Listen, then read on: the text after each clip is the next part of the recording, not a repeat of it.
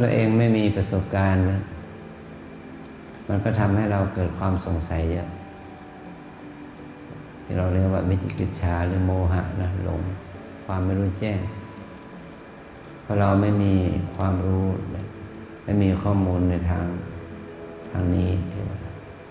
เรื่องบุญเรื่องบาปเรื่องดีเรื่องชั่วเนี่ยนะ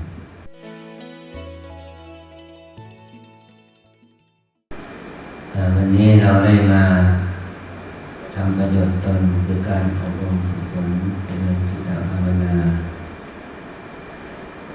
เพื่อที่จะได้พัฒนาศีลสมาธิปัญญาของเราให้สมบูรณ์ขึ้น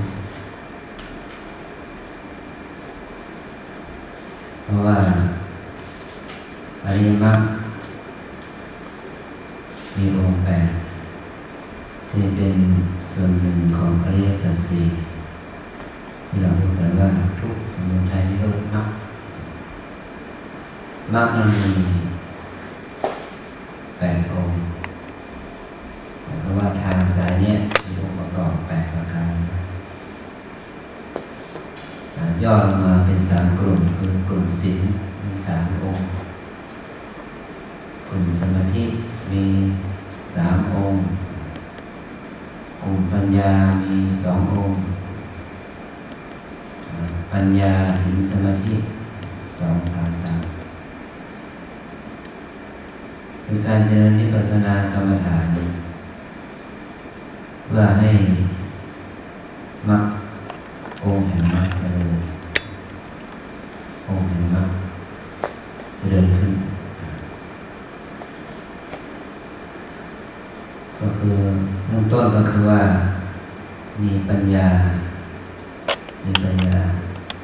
ถูกต้องมีความรู้ถูกต้องอะไรนะปัญญาเรารู้รอบรู้ทั่วการรู้ทั่วการรู้รอบเราเรียกว่าปัญญาแต่ปัญญาก็ยังมีเหตุให้เกิดได้3 อย่างคือปัญญาเกิดได้จากการได้ฟังได้อ่านเราได้ฟังได้อ่านก็เกิดความรู้ที่เราเรียกว่าสุตตมยปัญญาคือการรู้ของเรานั้นเกิดจากการฟังอันที่ 2จินตามยปัญญาปัญญาเกิดขึ้นจากความคิดการจินตนาการที่ถูกต้องก็จะเกิดปัญญาอันที่ 3ภาวนามยปัญญาปัญญาจะเกิดขึ้นจากการพัฒนาการฝึกฝน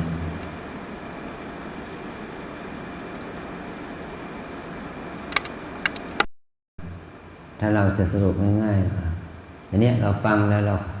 เราฟังมาปฏิบัติธรรมก็ต้องมีมาฟังก่อนมาฟังพระพี่เลี้ยงแม่ชีพี่เลี้ยงแนะนำมาฟังครูบาอาจารย์แนะนำที่เราเรียกว่ารับกรรมฐานเนี่ย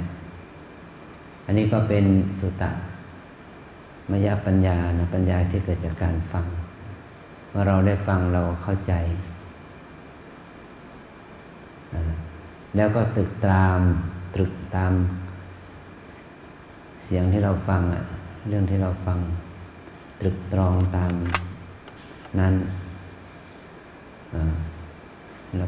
แล้วก็เข้าใจแล้วก็รู้แล้วก็ยอมรับเราก็เรียกว่าจินตามยปัญญาเมื่อเราได้ความรู้แล้วก็ตกผลึกแล้วลงมือกระทำลงมือภาวนาจนสามารถชำระกิเลสได้ตามลำดับจนถึงบรรลุมรรคผลเป็นที่สุดเราก็เรียกว่าภาวนามยปัญญาปัญญาที่เกิดจากการภาวนาอย่างที่เรามาปฏิบัติเราก็มาเน้นที่ภาวนามยปัญญาคือปัญญาต้องเกิดขึ้นจากการมีประสบการณ์ตรงของตนถ้าเราได้จากประสบการณ์ตรงเราจะชัดเจน กว่าการฟังการจำเพราะว่าการฟังการจำนั้นบางทีมันก็หลงลืมได้แต่ถ้าเราเข้าใจเราไม่ต้องจำเพราะเรารู้จากประสบการณ์ตรงไม่ต้องจำ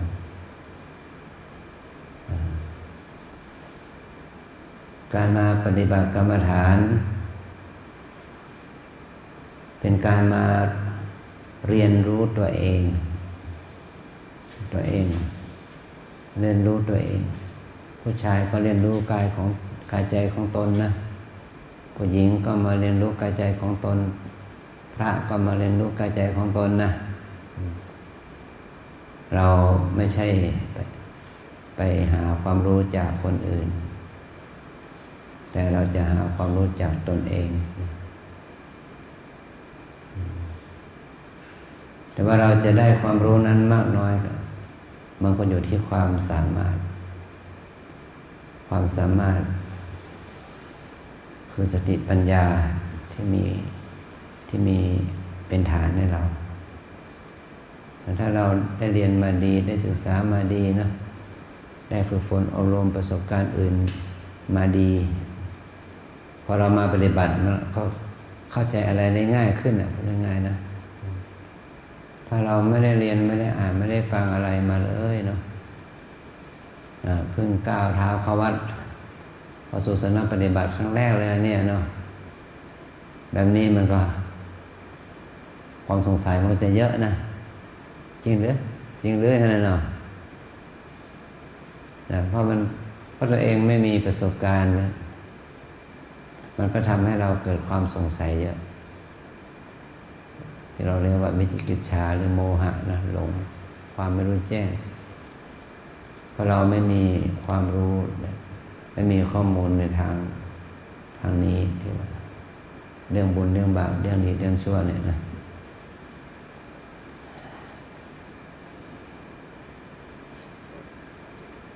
ถ้ายกตัวอย่างนะว่ามันก็ว่าเราได้รับคำสอนจากครูบาอาจารย์ตั้งแต่เป็นเด็กเนาะแต่โรงเรียนอนุบาลประถมมานะว่ามนุษย์เรานี่หายใจเอาออกซิเจนเนาะหายใจออกซิเจนช่วยทำให้เรามีชีวิตเพราะเรามีออกซิเจนหายใจพอเราโตขึ้นมาหน่อยเขาบอกว่าในอากาศนี้มันไม่ใช่มีเฉพาะออกซิเจนเนาะมีไนโตรเจน 70% นะออกซิเจน 20% นะเป็น 90 ละนะส่วน 10 นั่นเป็นอะไรบ้างเป็นคาร์บอนบ้างก๊าซเชื้ออื่นๆบ้างเนาะรวมไปถึงฝุ่นละอองเชื้อโรคสารพัดนะฉะนั้นหายใจครั้งหนึ่ง 100% เนี่ยเราก็มีอากาศออกซิเจนเป็นอากาศที่ใช้ประโยชน์ได้แต่ถึงอย่างนั้นตั้งแต่เรารู้เรียงสามาจนถึงเดี๋ยวนี้เราเห็นก๊าซออกซิเจนไหม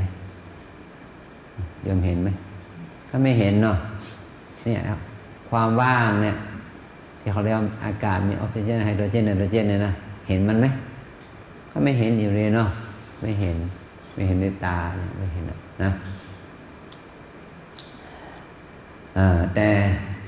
เราก็เชื่อว่าสิ่งนี้มีอยู่จริงในฐานะที่ว่าถ้าเราไม่มีอาการหายใจเนาะสัก1 นาทีเราก็จะเป็นลมแล้วเนาะเราจึงเชื่อว่าสิ่งที่เราสูดเข้าไปแบบไม่เห็นตัวเลยนะมันมีอานุภาพ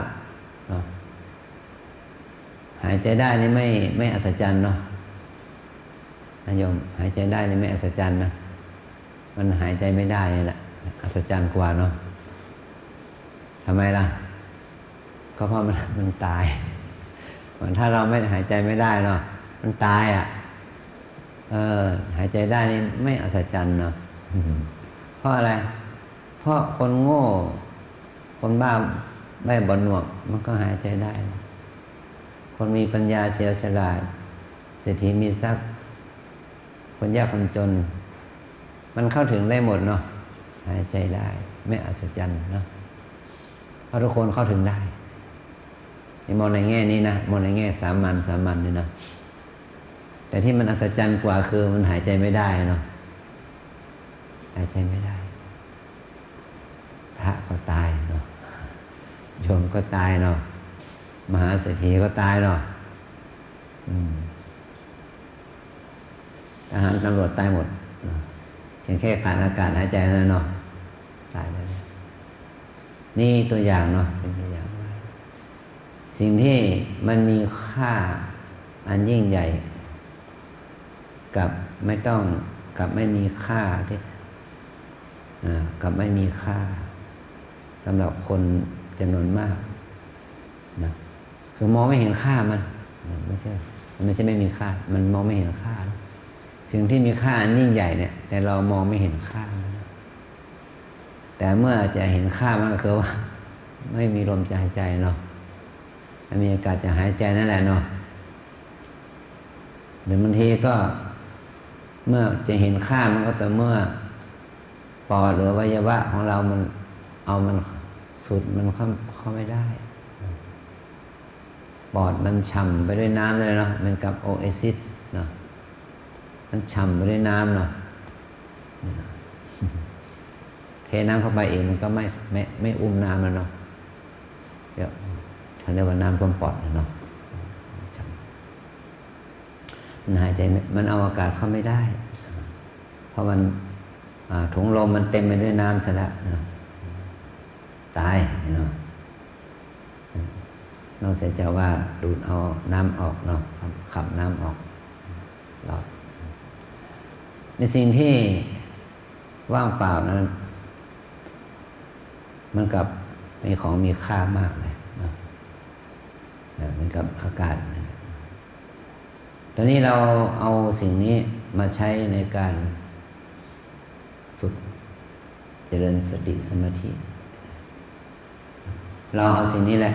เอามาใช้ในการเป็นอุปกรณ์ในการฝึกเจริญสติสมาธิเพื่อให้เกิดปัญญานะจริงอยู่เรายังเอาอีกอื่นๆด้วยนะเช่นการกราบการเดินการยืนการนั่งต่างๆนะผู้เหยียดก้มเงยทุกสิ่งทุกอย่างเนี่ยก็เอามาเป็นนิตั้งของสติสมาธิโดยอาศัยความเพียรนะแต่สิ่งหนึ่งที่อย่างที่ว่านะทำไมเราต้องใส่แมสเนาะเนี่ยทำไมเราต้องใส่แมสหน้ากากอนามัยเนาะถามว่าอากาศเป็นพิษเหรออากาศมันไม่เป็นพิษนะตัวเป็นพิษคือตัวเชื้อเนาะตัวเชื้อต่างหากเป็นพิษอากาศไม่เป็นพิษอันนี้ว่าออกซิเจน 20% ไม่เป็นพิษนะไนโตรเจน 70% ไม่เป็นพิษเนาะแต่ตัวเป็นพิษนั่นคือไวรัสเนาะที่มันลอยฟ่องอยู่ในอากาศแล้วเนาะตัวนั้นตัวเป็นพิษสิ่งที่เรา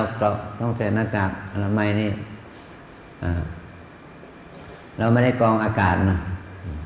แต่เรากรองพิษกรองฝุ่นกรองละอองเนาะกรองเชื้อราแบคทีเรียไวรัสเนาะกรองสิ่งนั้นเนาะอากาศไม่เป็นพิษสูดเข้าไปเถอะเนาะเนี่ยพิษมันอยู่ที่ตัวเชื้อโรคนะหรือว่าฝุ่นละอองเหล่านั้นเนาะเคมีที่มันฟ้องอยู่นั้นมันเป็นพิษนะแต่มันมากับอากาศเนาะเราก็เลยพลอยโทษอากาศเนาะเป็นกับน้ำสกปรกตัวน้ำเองมันไม่สกปรกแต่สิ่งที่มากับน้ำนั่นแหละสกปรกน้ำมันไม่สกปรกนะแต่สิ่งที่มากับน้ำมันสกปรกมันก็เลยเรียกว่าน้ำสกปรกอากาศสกปรกใกล้กับมาหาตัวเองเนาะนี่ก็คนดีคนชั่วอะไรทำให้เป็นคนชั่วอะไรทำให้เป็นคนดีล่ะนะกิเลสทำให้บุคคลนั้นเป็นคนชั่วกุศล สติปัญญาเป็นต้นเนาะทำให้บุคคลนั้นเป็นคนดีฉะนั้นความดีคือกุศลความชั่วคือกิเลสนะนี่แหละทำให้คนเราเป็นคนชั่วคนดีนะคนนี้เป็นคนดีคนนี้เป็นคนชั่วมันก็เกิดจากสภาพที่เป็นกุศลอกุศลที่เกิดขึ้นในใจเรานั่นเองนะโอ้วันนี้โยคีเรานี่แพ้ชาวต่างชาติเลยเนี่ย7 คนเท่านั้นเองพระอีกหนึ่งเป็น8แล้วเนี่ยในวันนี้ชาวต่างชาติผู้ชายมี14ผู้หญิงมี17นะ30 กว่า โอ้เขามาไกลเนาะเนี่ยบางคนเขามานั่งสมาธิเนี่ยเรามาเสีย8นะเดี๋ยวต่างประเทศจะมายึดวัดลำเปิงแล้วเพราะวัดลำเปิงไม่คนไทยเข้ามาน้อยก็ต้องแบ่งสัดส่วนของกุฏิให้ชาวต่างชาติมากขึ้นกุฏิที่พอสำหรับรองรับชาวต่างชาติชักจะไม่พอละเห็นไหมให้เรากันไว้ว่าเป็นชาวต่างชาติเพราะเขาต้องการเรื่องภาวนาเรื่องสมาธิสูงขึ้นเนาะแต่ถ้ามันเปรียบเทียบอัตราส่วนก็จริงอยู่คนไทยก็มากนะแต่ว่าเปอร์เซ็นต์มันทางต่างชาติมันมากขึ้นเลยนะคนไทยเราก็มากอยู่นะแต่ก็อัตราส่วนของคนต่างชาติมันมากขึ้นเนี่ยสำคัญตัวนี้นะถ้าถามว่าและพระธรรมคำสอนพระเจ้านี่มีไว้สำหรับชาวพุทธอย่างนั้นหรือว่ามีไว้สำหรับคนไทยอย่างนั้นหรือนะพูดอย่างนี้ไม่ถูกเลยเนาะเพราะว่ามีไว้สำหรับพระเนรอย่างนั้นหรือก็ยิ่งไม่ถูกนะเพราะธรรมะนี้มันเป็นของทุกคนนี่พูดแบบนี้ไม่ใช่ว่าพูดแบบกำปั้นทุบดินนะแต่มันเป็นจริงนะลมหายใจอากาศนี่แหละเนาะเป็นของใครล่ะเป็นของคนไทยหรือเปล่ามันเป็นไหมไม่เป็นเนาะอากาศไม่เป็นของคนไทยเนาะอากาศมันเป็นธรรมชาติสัตว์โลกมันไม่ว่าจะเป็นคนหรือสัตว์เดรัจฉานใช่ไหมสัตว์บกสัตว์น้ำที่มันยังมีชีวิตอยู่มันก็ใช้อากาศหายใจเสมอภาคกันไหมเสมอภาคกันถ้าคนไทยเราสูดอากาศที่สะอาดที่ว่ามีเชื้อพิษสารพิษเคมีพิษน้อยเนาะได้อากาศดีเปอร์เซ็นต์ส่งสุขภาพมันก็ดีแม้ชาวต่างชาติก็เหมือนกันถ้าคนต่างชาติพัฒนาสติสมาธิของตนอย่างดีมันก็เป็นมนุษย์ที่ดีเหมือนกับคนไทยที่พัฒนาจิตตัวเองถ้าคนไทยไม่สนใจพัฒนาจิตตัวเองเนาะมันก็อยู่ในคุกในตารางนะเนาะโอ้หนาแน่นนะหนาแน่นมากๆไม่ใช่เฉพาะเมืองไทยเราเนาะประเทศอื่นเขาก็หนาแน่นเหมือนกันนะโดยเฉพาะประเทศที่กำลังพัฒนาอะไรเนาะคุกมันหนาแน่นมากเนาะโอ้โหเรียกว่าต้องขยายคุกกันตลอดฉะนั้นบ้านเมืองไหนที่มีการขยายคุกนี่นะมันถามว่ามันเป็นความเจริญใช่ไหมมันเป็นความเจริญใช่ไหมไม่ใช่เนาะมันเป็นความเสื่อมก็คือคนขาดศีลขาดธรรมมากขึ้นอาจารย์ไปที่ทันตสถานหญิงเนาะไปตรวจงานสอบนักธรรมสอบธรรมศึกษาแต่ก่อนก็คือไปสอนกรรมฐานในคุกเลยแหละเนาะโอ้โหนะนั่นแปลว่าทรงประกวดได้เลยสวยงามมากเนาะหน้าตาสวยงดงามแล้วมาถึงแก่เท่านะ60-70เนาะผมขอบเทียมหัวเราเลยมองโอ้ยนะตั้งแต่เป็นสาวเป็นแซ่ไปจนถึงคุณยายนะมันก็อยู่ในคุกนั่นแหละนะ ท่านพระสถานชายยิ่งสารพัดเนาะแล้วยังมีสถานพินิจอีกเนาะพวกเยาวชนที่ยังไม่ถึงขั้นที่จะไปอยู่ในคุกใหญ่เนาะก็มากมายอันนี้เพราะอะไรเพราะว่าจิตมันเป็นอกุศลเนาะทำพูดคิดพูดทำเนาะคิดพูดทำในสิ่งที่มันไม่ดีมันเป็นโทษกับตัวเองแล้วยังเป็นโทษกับคนอื่นถ้าขืนปล่อยเป็นอย่างนี้แล้วคนอื่นทุกข์แน่เนาะคนอื่นมีทุกข์เพราะการกระทำของเขาได้จับเขาไปขังนั่นเนาะ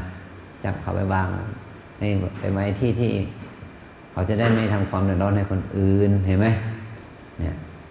เพราะอะไรเพราะจิตเขาไม่ดีคดโกงจี้ปล้นฉุกชิงวิ่งราวค้าขายสิ่งเสพติดอะไรต่างๆเนาะสารพัดนี่คือเกิดจากความไม่ดีอะไรไม่ดีจิตไม่ดีฉะนั้นเวลาเรามาปฏิบัติธรรมเนี่ยก็คือมาฝึกให้จิตดี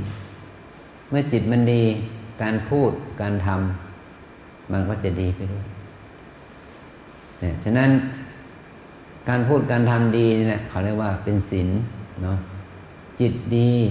ก็คือมีสติดีมีสมาธิมีปัญญาดีเนาะนี่เขาเรียกว่ามีสมาธิดีมีปัญญาดีเมื่อมีสติมีสมาธิมีปัญญาดีนี่เขาเรียกว่าเป็นมรรคคือทางที่จะทำให้เราดับทุกข์ได้นะเพราะว่าทุกข์มันเกิดจาก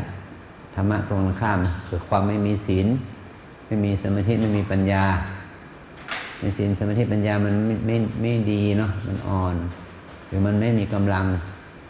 มันก็ถูกกิเลสครอบงำมันเหมือนกับพื้นดินเนาะถ้าเราปล่อยไปตามเรื่องหญ้ามันก็คุมใช่ไหมหญ้าก็คุมดินเนาะถามว่ามีประโยชน์ไหมหญ้ามีมันก็ยังฟอกอากาศนะสร้างคลอโรฟิลล์เนาะแล้วก็วัวควายเป็นต้นเนาะก็กินเป็นอาหารได้แพะแกะช้างม้าก็กินเป็นอาหารได้เนาะแต่ว่ามันจะไม่เป็นอาหารโดยตรงของมนุษย์มนุษย์เราต้องการสิ่งที่มีค่ากว่านั้นเราก็เลยไปถอนหญ้าเนาะออกก็จะพืชนั้นออกให้หมดเหลือแต่ผิวดินแล้วก็ปลูกธัญพืชที่มนุษย์เรากินได้ถั่วงาข้าวปลานะพวกข้าวพวกถั่วพวกงาเป็นต้นเนาะผลไม้รากไม้ใดๆปลูกในผืนดินนั่นแหละมันก็เป็นมีธัญพืชข้าวกล้าขึ้นมาก็มากินเป็นอาหารได้ฉะนั้นเมื่อเรามีพื้นที่ของเราแค่นี้แล้วมันก็อยู่ที่ว่าเราจะปลูกอะไรนะเนี่ยก็เพราะเราคนนึงไหมมีพื้นที่ของเราแค่นี้กว้างศอกยาวมาหนาคืบเลยนะมีพื้นที่แค่นี้เนาะมีพื้นที่แค่นี้กว้างศอกยาวมาหนาคืบน้ำหนักแค่นี้เนาะกว้างศอกยาวมาหนาคืบมีความหนักความเบาตามสภาพของตนขอเล่าให้ฟังนิดหนึ่งในเช้าอาจารย์ส่งน้ำเขาเลยอยากจะชั่งน้ำหนักดูว่าเราน้ำหนักเท่าไหร่เนาะก็เพียงแค่ผ้าอาบน้ำผืนเดียวแล้วขึ้นไปชั่งได้เท่าไหร่รู้ไหม54.4 54กิโลกับ400เนาะ54.40เนาะไม่หนักเนาะยมเท่าไหร่เนี่ย60กว่าอันนี้เท่าไหร่นี่70กว่ามั้งเนี่ย70เท่าไหร่78โอ้โหแต่ของอาจารย์เนี่ยแค่54.4นะลองที่ว่าถ่ายหนักถ่ายเบาออกทั้งหมดเลยนะลองดูซิเนาะนุ่งผ้าอาบน้ำผืนเดียวเลยนะลองชั่งดูเนาะได้54.4เอาของเหลวของหนักออกให้หมดก่อนนะได้แค่นี้เนาะตอนนี้เนี่ยที่ว่าเรามีพื้นที่ของเราแค่นี้เนาะก้อนศอกยาวหนาขึ้นนะมีส่วนหนักส่วนเบาแค่นี้แล้วเราจะเอาอะไรปลูกล่ะจะปลูกอะไรปลูกบุญหรือปลูกบาปแต่ตอนนี้เราจะมาปลูกบุญใช่ไหมนะ เรามาที่นี่นะเรามาปลูกบุญนะปลูกบุญเราจะมาสร้างสมบุญกุศลปลูกบุญนะมันนี่ชุ่มน้ำนะ70 กว่ากิโลน้ำหนักเนาะมันหนักอะไรหนักน้ำหนักมันหนักน้ำนะไม่ใช่หนักเนื้อหรอกนอกนั้นหนักน้ำถ้าเรารีดเอาน้ำออกให้หมดนะให้เหลือแต่เนื้อหนังกระดูกเส้นเอ็นเนาะมันจะหนักเบากว่านี้เยอะเนาะที่มันหนักกว่านี้มันเพราะมันหนักน้ำอุ้มน้ำอุ้มน้ำเยอะขึ้นเนาะไขมันนะสุดท้ายก็หนักนะหนักอะไรหนักน้ำเนาะดียังมีน้ำเนาะถ้าไม่มีน้ำแย่นะเนาะอันนี้เราก็มาพิจารณาเลยว่าเราจะปลูกอะไรตัวนี้ปลูกอะไรนะปลูกบุญนะใช่ไหมลูกปลูกบุญเนาะลูกจะปลูกบุญนะไม่ใช่ปลูกบาปเนาะ เวลาเราปลูกพืชปลูกผักของชาวบ้านนะจะปลูกถั่วปลูกงาปลูกข้าวโพดเนี่ยเมื่อเขาไถหวานเรียบร้อยเนี่ยเขาต้องการให้ถั่วงาหรือข้าวโพดเป็นต้นเนาะงอกงามใช่ไหมหญ้าไม่ต้องปลูกมันหรอกมันงอกเองสำคัญตัวนี้เนาะให้มันงอกเองนี่แหละเนาะถ้ามันงอกแล้วเนี่ยงอกเงยแล้วถ้าเราไม่จัดการกับมันเนาะมันจะล้ำหน้าธัญพืชที่เราปลูกเนาะเพราะมันเป็นเขาเรียกว่าพืชเจ้าถิ่นเนาะรากเหง้าเขากอมันอยู่นั่นแหละมันโตได้ไปมันกิเลสเรานี่แหละกิเลสนี่แหละเนาะมันเป็นเจ้าเข้าครองจิตใจเรามากี่ภพกี่ชาติแล้วเนาะนะบุญกุศลที่จะนำพาเราออกจากทุกข์ถ้าเราไม่ขวนขวายไม่บำบัดนะมันไม่เจริญมีทางเดียวคือเราต้องลงมือลงทุนลงแรงทำเนาะอย่างเนี้ยเราต้องสละเวลามาเนาะ3 วัน7 วัน4 วัน5 วันว่าไปเนาะถ้าเราไม่สละเราก็บอกว่ามันก็ไม่ว่างนั่นแหละแต่ถ้าเราสละมันก็มีเวลาว่างเพราะว่า365 วันเนี่ยเนาะเมื่อเราลบเสาร์อาทิตย์ออกไปเราทำงาน5 วันเป็นต้นเนาะเดือนหนึ่งเราก็มีเวลาพักประมาณ2 กับ 4 คนเนาะ8 วันเนาะ8 วันโดยประมาณพักแต่มันไม่ติดกันนี่เนาะแค่เสาร์อาทิตย์อย่างนี้เป็นต้นนะบางคนแค่อาทิตย์เนาะเรามีเวลาให้เราพักจากการงานประจำตอนนี้แต่จะมาพักยาวพักร้อนไปแล้วเนาะลากิจลาป่วยลาพักร้อนเนาะไอ้ลาป่วยไม่ต้องเอาเนาะเอาลากิจลาพักร้อนแล้วกันเนาะถ้าเรามีเหตุว่าเราจะลาพักร้อนหรือลากิจเนาะเอาลาพักร้อนเดี๋ยวก่อนนะสิทธิเนาะสิทธิที่จะได้ลาคราวนี้เราจะเอาเวลาลาพักร้อนสมมติว่า7 วันหรือ10 วันเอาไปทำอะไรเนี่ยใช่ไหมถ้าเราเอามาทำนี้ใช่ไหมเอามาภาวนาเนี่ยบางคนอาจจะวางแผนเนาะจองเที่ยวในประเทศหรือเที่ยวต่างประเทศเรายังสละได้เนาะสละเงินทองอีกเวลาที่มีที่ว่าพักร้อนพักกิจก็ไปเที่ยวเรายังไปได้เลยเนาะแล้วโอกาสที่เราจะมาปฏิบัติเนี่ยเอามาเรียกว่ามาเที่ยวภายในเนาะมาเที่ยวภายในมาศึกษาภายใน5 วัน7 วันใน1 ปีเนี่ยทำไมเรามาไม่ได้ล่ะเราสละไม่ได้ล่ะก็มาที่นี่ก็ไม่ได้เสียอะไรนี่เนาะเขาให้เราอยู่ฟรีกินฟรีน่ะแล้วแต่เราจะศรัทธาทำบุญใช่ไหมถ้าเราไม่มีตังค์สักบาทก็ยังมาได้เพียงแต่ว่าตั้งใจปฏิบัติเขาก็ไม่ได้เก็บนี่แต่เราตั้งใจปฏิบัติการปฏิบัตินั่นแหละเป็นการทำบุญให้แก่วัดดีกว่าทำทานซะอีกนะถ้าเราตั้งใจปฏิบัติวันหนึ่ง10 เดินจงกรมนั่งสมาธิอย่างต่อเนื่องนะ10 ชั่วโมง12 14 ชั่วโมงไงนะมันมีค่ายิ่งกว่าเราจะทำบุญให้วัดวันละ1,000วันละ10,000นะจะทำบุญให้วัดวันละ10,000ก็แล้วกันเนาะ วันละหมื่นอย่างนี้เนาะอยู่สัก10 วันเนาะ100,000อย่างนี้เนาะกับ10 วันเนี่ยเดินจงกรมนั่งสมาธิ10 ชั่วโมง12 14 ชั่วโมงเลยนะมีค่ามันของบุญเป็นนับเป็นล้านเท่าหาประมาณไม่ได้กันนะมีค่ามากกว่าอันอยู่ทีนะดังนั้นเราไม่ต้องไปกังวลตัวนั้นสงสัยสนใจที่เราทำบุญภาวนาเนี่ยให้ไม่ใช่ให้วัดนะให้ตัวเราเองนะเพียงแต่ว่าวัดนี่มีความพร้อมที่จะเอื้อเฟื้อเกื้อกูลเปิดทางให้เราทำอย่างนี้ใช่ไหมเราก็มีสนามเล่นเนาะมีที่ปฏิบัติแล้วเราก็ต้องลงสู่ภาคปฏิบัติให้เต็มที่เนาะแล้วก็มีสเตเดียมแล้วเนาะมีสนามกีฬาแล้วเนาะเราต้องลงเล่นให้มันคุ้มกับที่เขาสร้างไว้ให้เราเล่นเนาะถ้าสร้างไม่เฉยไม่มีเล่นสนามกีฬาล้างเนาะมันไม่มีประโยชน์อะไรเลยใช่ไหมถ้ามีสร้างวัดปฏิบัติไม่มีใครมาปฏิบัติล่ะมันก็กลายเป็นกุฏิล้างเลยเนาะกุฏิล้างศาลาล้างโบสถ์วิหารล้างเนาะไร้ค่านะนี่อย่างนี้เนาะอย่างวันพรุ่งนี้นะกรมตำรวจในวังนะท่านจะมาถวายสังฆทานให้แก่ว่าเราในฐานะวัดปฏิบัติธรรมต้นแบบนะเวลาประมาณ9 โมง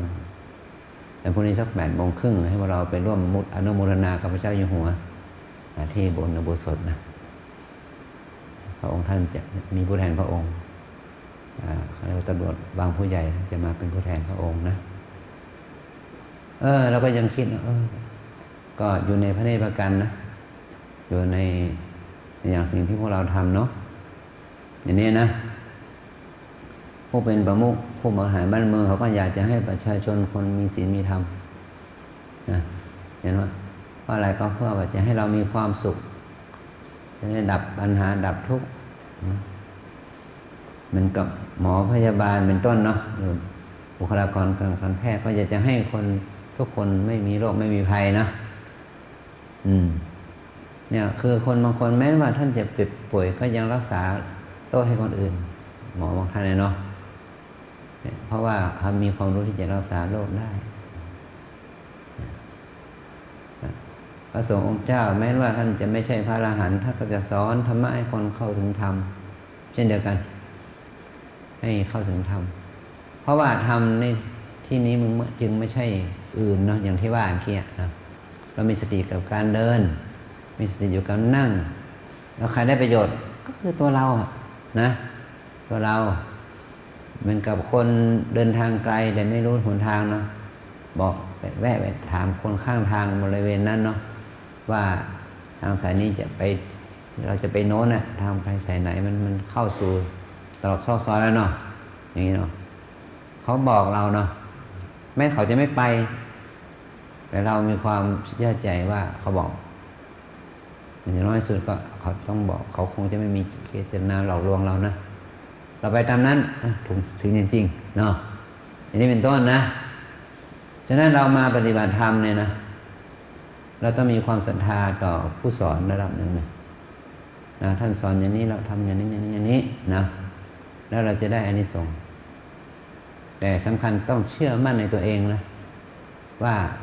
เราต้องลงมือทำจริงๆนะผมมาเหมือนกับว่าใต้ถุนเนี่ยใต้ดินนี่มีน้ำเนาะเป็น100 ปีถ้าเราไม่ขุดบ่อมันไม่มีน้ำแล้วแต่ไม่ต้อง100 ปีเนาะแค่1 เดือนเท่านั้นหรือ10 กว่าวันเท่านั้นแหละลองขุดบ่อนะแล้วจะมีอะไรมีน้ำอยู่ที่เราขุดนะต่อให้เรามีชีวิต100 ปีนะว่าธรรมะก็อยู่ที่ตัวคุณนี่แหละคุณมีอายุเป็น100 ปีคุณก็ไม่เห็นธรรมะแต่ถ้าเมื่อใดที่คนได้ลงมือปฏิบัติมีสติอยู่กับอย่างการกล่าวการเดินการนั่งการหายใจเขาออกเราจะเห็นธรรมะภายใน3 วัน 5 วัน 7 วันนะมันอยู่ที่การลงมือทำเพราะว่าธรรมะในความหมายของเรานี้มันไม่ใช่ สิ่งที่อยู่เหนือฟ้าเหนือแผ่นดินเนาะแต่มันอยู่ที่กายใจที่กำลังยืนเดินนั่งนอนนี้นะกำลังเห็นได้ยินได้สัมผัสสัมพันธ์นี่เองนะทุกคนประนมมือว่าตามเนาะวิปัสสนากรรมฐานตามแนวสติปัฏฐานมีสี่อย่างหนึ่งกายสองเวทนาสามจิตสี่ธรรมวิปัสสนากรรมฐานตามแนวสติปัฏฐานมีสี่อย่างหนึ่งกายสองเวทนาสามจิตสี่ธรรมหนึ่งกายสองเวทนาสามจิตสี่ธรรมกายเวทนาจิต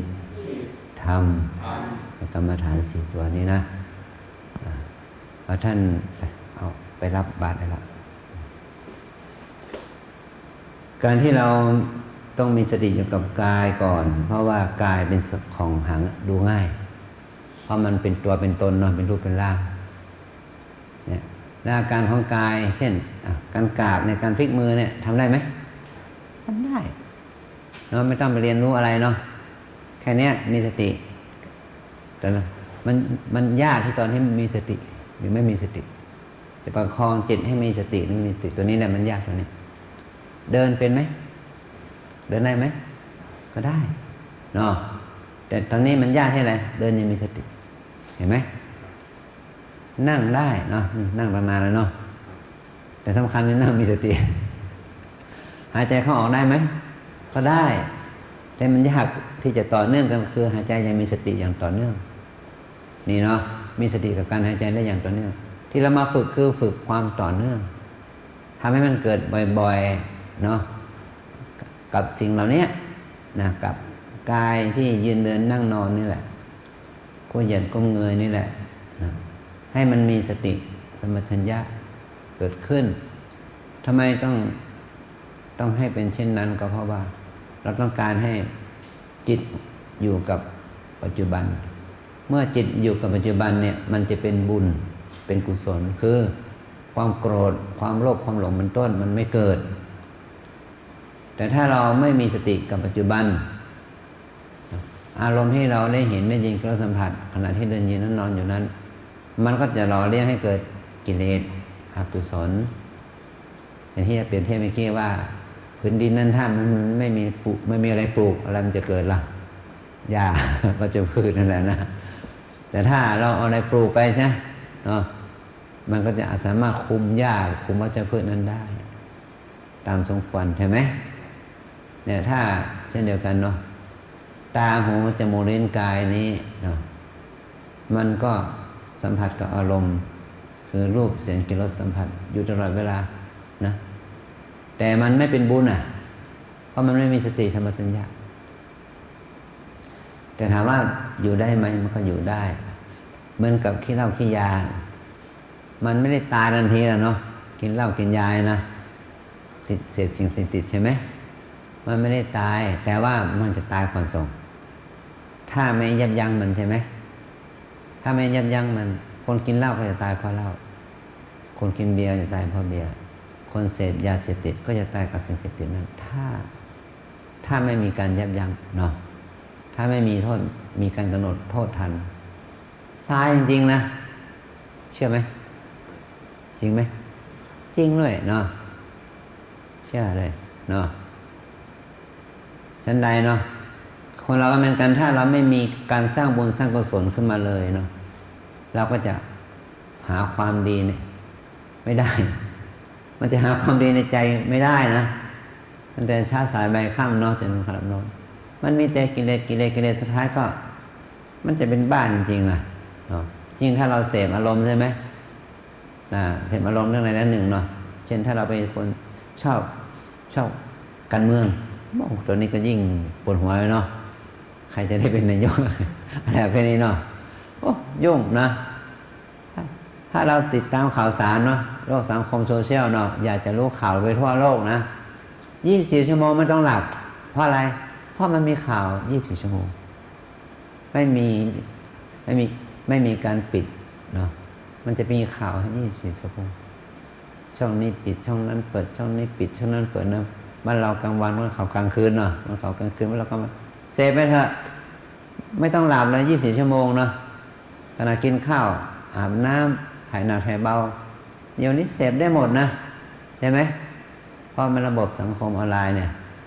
สามารถเสพได้ทุกข่าวทั่วโลกถ้าเราไม่ตัดตายจริงๆนะไม่ได้หลับได้นอนนะเราเสพข่าวเครียดเนาะเครียดกับโลกคนอื่นเครียดกับทุกข์ของคนอื่นเครียดกับเรื่องปัญหาสงครามเรื่องปัญหาจราจรเรื่องปัญหาดินฟ้าอากาศใช่ไหมว่าสารพัดถ้าเราจะดูช่องไหนอย่างไรใช่ไหมเครียดกับการที่จะพัฒนาประเทศให้เจริญเนาะระบบโทรคมนาคมให้มันหรูหราก้าวหน้าเราจะ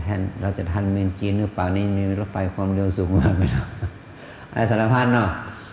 ถ้าเรามาเสพข่าวอะไรแบบนี้มันจะมีแต่ความรุมเร้าเนาะแต่เราลืมไปว่าเรามีชีวิตแค่นี้นะอะไรที่มันมีประโยชน์กับเรามากที่สุดเราเอาเวลานั้นมาใช้ประโยชน์เสียสิ่งอื่นนะไม่ใช่เนาะยกตัวอย่างการเมืองเนาะประชาชนมีสิทธิ์แค่ไม่ถึงนาทีเนาะจับกระดาษมากาเนาะแก๊บแก๊บเนาะไอ้แก๊บแก๊บตัวนั้นแหละนะหนึ่งนากาตัวนั้นแค่นั้นแหละสิทธิ์ของเราเต็มที่เนาะนอกนั้นเป็นเรื่องของเขาละเพราะว่าเราไปทำอะไรไม่ได้อีกเราไปแล้วใช่ไหมนอกจากใช้พลังอย่างอื่นว่าไปยกตัวอย่างเนาะฉะนั้นเราไปเครียดกับเขาไม่ได้ไม่มีประโยชน์เนาะเรามาเอาของเราต่อเนี่ยประโยชน์อยู่ที่ปัจจุบันนะปวดกำหนดปวดเจ็บกำหนดเจ็บทุกข์กำหนดทุกข์นะเจ็บเนาะเจ็บเนาะปวดเนาะปวดเนาะถ้ามันคิดฟุ้งซ่านล่ะก็คิดเนาะคิดหน่อยเนาะชอบไม่ชอบงงฟุ้งสงสัยกำหนดเองนะชอบใจเนาะไม่ชอบใจเนาะฟุ้งซ่านเนาะรำคาญเนาะสงสัยเนาะนะมีสติกำหนดแล้วเราจะได้ไปทางที่ดีเนาะกินน้อยนอนน้อยพูดน้อยปฏิบัติให้มากๆนะอธิการเมื่อกี้เราว่าเรามีเวลาของเราจะใช้เวลานี้เพื่อบุญกี่เปอร์เซ็นต์ของวันหนึ่งใช่ไหม24 ชั่วโมงเป็นเวลาหลับเป็นเวลากินเป็นเวลาทำกิจกรรมเป็นเวลาภาวนาแบ่งให้มันลงตัวแล้วเราจะได้ทำความดีทำประโยชน์ได้มากนะแค่นี้นะ